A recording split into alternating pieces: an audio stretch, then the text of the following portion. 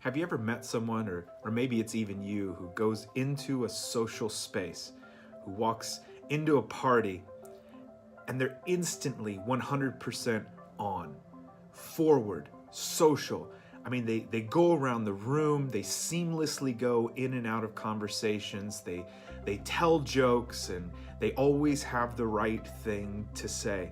I like to think of these people as hummingbirds. I mean, it's like they're fueled off of this sugar sweet water, and they just go around and they flap and they talk and they move, and it's a beautiful thing to watch. But then have you ever met someone, and maybe it's even you, that when you go into that social space, it takes a little bit of time to warm up?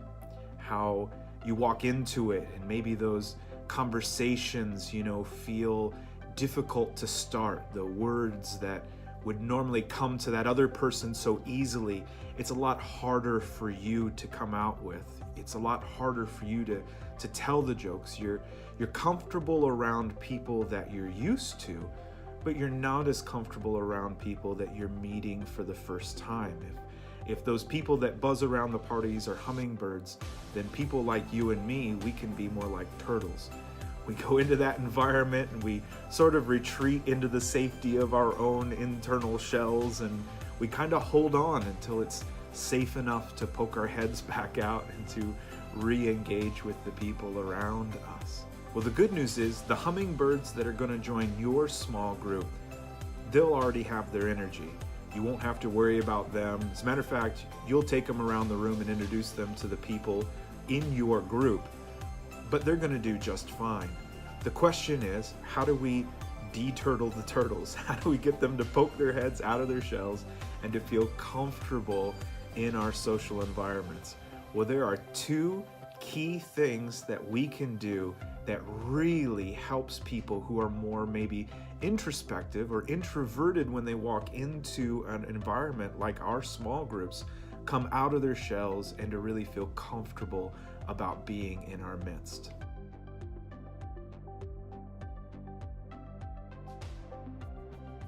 The first one is, and praise Jesus for it, food.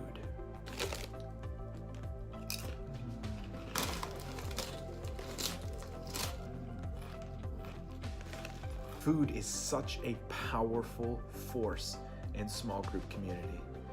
For that person who maybe isn't the life of the party, who it's hard for them to engage, it is so powerful just to even have something in your hands. That moment where you're at the party and you're holding on to that cup, and it's easier to engage and gives you something to do with your hands, and you eat some of the food and it makes you feel more comfortable about being in that environment. There is a reason why everything good in Christianity happens around food. God does something awesome. We make food, we celebrate, we come together. It disarms people. It gets them engaged in what's going on. If I'm really, really anxious about being in a small group or in that small group space, give me a drink, give me something to eat, and all of a sudden those fears start to subside. And it really elevates the energy of everything that's going on, even for that person who is the life of the party. Food tastes good. It amps everything up. I've seen small groups turn around and come alive just by adding food to their weekly small group structure. Food also engages the group around you. By having a weekly sign-up sheet, you're not responsible for the food every week, but your group is. Different people take turns. They get known for the kinds of food that they make, for the things that they bring as snacks that just light up the room. It gives them value, it gives them purpose, and it really helps them to be known in your community as well. The second key practice is learning how to break the ice in your small group. Now, this term, breaking the ice, this is an old term. It's used in the navigation of boats, and certain times a year when it got really, really cold and they were navigating really far towards the north, the waters would get icy. And if the boat stopped for any amount of time, or if the boat wanted to make a path through the icy waters, you would have to break the ice. And by breaking the ice, it would allow the ship to go where it needs to go. And For us, it's really the same thing. When the group wants to get going and when people really want to become known, you have to break the ice. One of the best ways to do that is to ask an icebreaker question. These are questions that are not really geared oftentimes about Bible knowledge, or really oftentimes they're not even about anything really, really deep, although they can be. But it's a question about the person. I mean, it could be as surfacey and fun as their favorite candy bar, or where they want to go on vacation someday, or it could be something along the lines of their practices at home. You know, do they roll the toothpaste, or do they squeeze it to death until all the toothpaste comes out? You know, those questions allow us to get a peek behind the veil. You know, I may not know a lot about the Bible study that we're doing, or I may not know the most about the topic that we're discussing, you know, really as a group, but I know what my likes and interests are. By asking that icebreaker question, I'm able to come out of my shell a little bit and share something about me.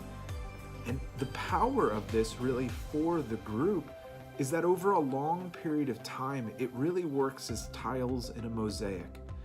That as you see each individual tile be placed, when you're really close to it, it doesn't really look like much.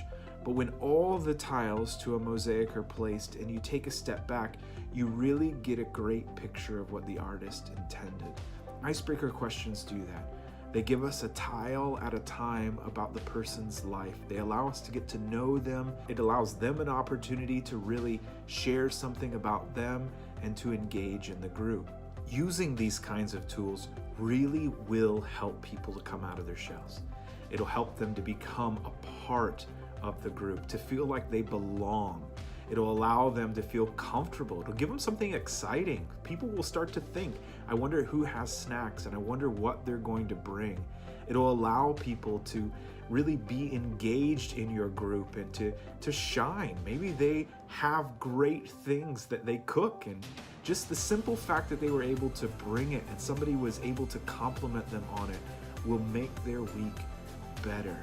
You know, getting to know people through the icebreaker questions will help them to really share things about them, to model what you want to see happen through your group, for them to be known and for them to be a part of really what you are doing. Practices like these bring belonging, they bring engagement, and they really help the group to become that spiritual family.